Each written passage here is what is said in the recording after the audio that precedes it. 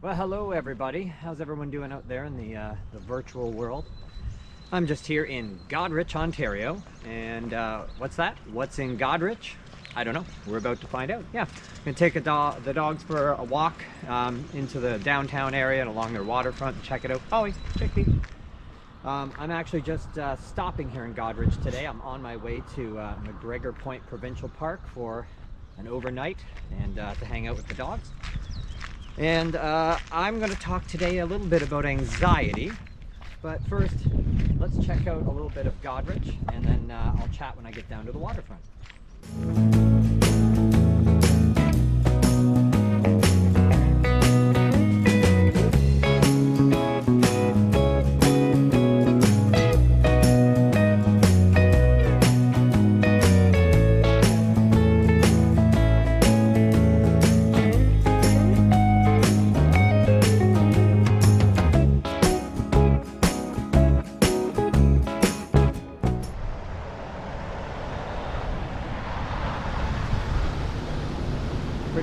Pretty good view from the trail over here, and this is actually the Bruce Trail, a part of the Bruce Trail. So yeah, so I did promise we were going to talk about anxiety today.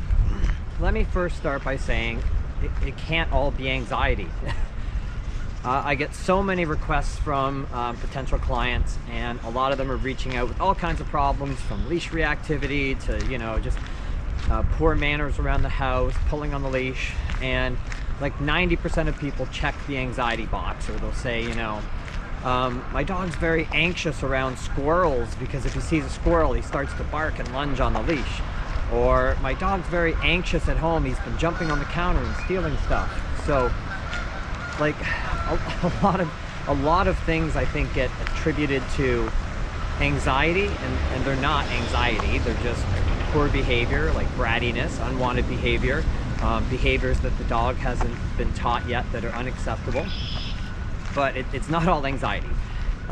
Can dogs experience anxiety? Yeah, I believe they can, sure, but it's not all anxiety, right?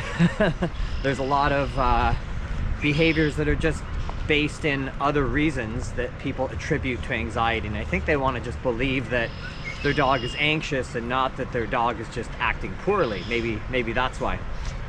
Sorry guys, muddy paw time. Yep, there we go. Ollie does not like to get his paws muddy, that is for sure. He's a little bit of a princess, but that's okay. I love him. I love all our dogs. So, I mean, the basic protocol, if you have a dog that's anxious, and again, if you really think you have an anxious dog and you're having some serious problems, then reach out to a trainer. None of my videos are meant to sort of replace training. They're meant to share my opinion so people get a vibe on, you know, my philosophy and what I think about when I'm training dogs. But I do try and give some basic pointers to give people advice while I'm doing these videos. So basically, anxiety, I mean, the basics of handling anxiety are rules and structure for your dog, lots of routine and rules and structure, teaching a safe place. So in my opinion, teaching like crate training will give the dog a place to learn how to calm down, a safe place to go. You know, teaching the heel on the walk, because you're demonstrating, like, again, structure and rules. It's all about structure for anxiety.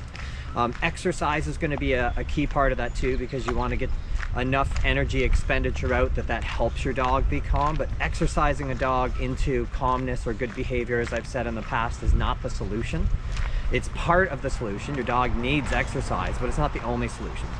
Also, I find that teaching duration work, like a focus on duration work in obedience training. So duration work is like a sit stay or a down stay or the place command. So teaching your dog impulse control, teaching your dog to, you know, kind of hold it together and stay in one spot for a period of time. That's also a great way to start helping with the anxiety. Confidence building. So just doing fun stuff with your dog. Could be agility, could be something, you know, tug, something your dog likes to do, and lots of rewards there. So when you're playing tug, the dog gets to win, you know, and you're building up that confidence in the dog. So all of these things, but really at its core, the thing that's going to help owners the most is going to be routine, and structure in the day so your dog knows what to expect throughout the day, and keeping things very clear expectations and routine will help anxiety quite a bit. Okay, yeah, like I said, this isn't meant to replace training, so I just want to give you some basics, and that at least starts to steer you in the right direction of what you need to do to get through if you are experiencing anxiety, and maybe also to just have you question, is this behavior based in anxiety? So like I get a lot of leash reactivity requests, like for help with that behavior. And they'll say, my dog's very anxious because when he sees another dog, he starts lunging and barking, very anxious behavior. Now, probably that's a frustrated dog. That's probably a dog that, you know, wants to go see the other dog and can't because of the restrictions of the leash, and the dog is actually frustrated. So again, like, people will attribute that to anxiety. That's not really anxiety, that's frustration. That's a different root cause. How we handle the two behaviors might be different, might not be different, but again, don't just assume that every unwanted behavior your dog is exhibiting is because they're anxious, because it's probably not. And a lot of anxiety can be reduced very quickly just through applying some really like basic rules and structure and routine to your dog's day. Whoops, sorry about that. The GoPro conked out on me for some reason. I was just at the end anyway. So yeah, quick recap: rules, structure, routine, discipline, teaching some duration work for impulse control, exercise. If you're really struggling outside of that, you should call a trainer, but that gives you the basics of where to start. All right, before the GoPro does that again, I'm gonna let you guys go, and I'm gonna go check out the waterfront here, and apparently we're very industrial waterfront around Godrej here.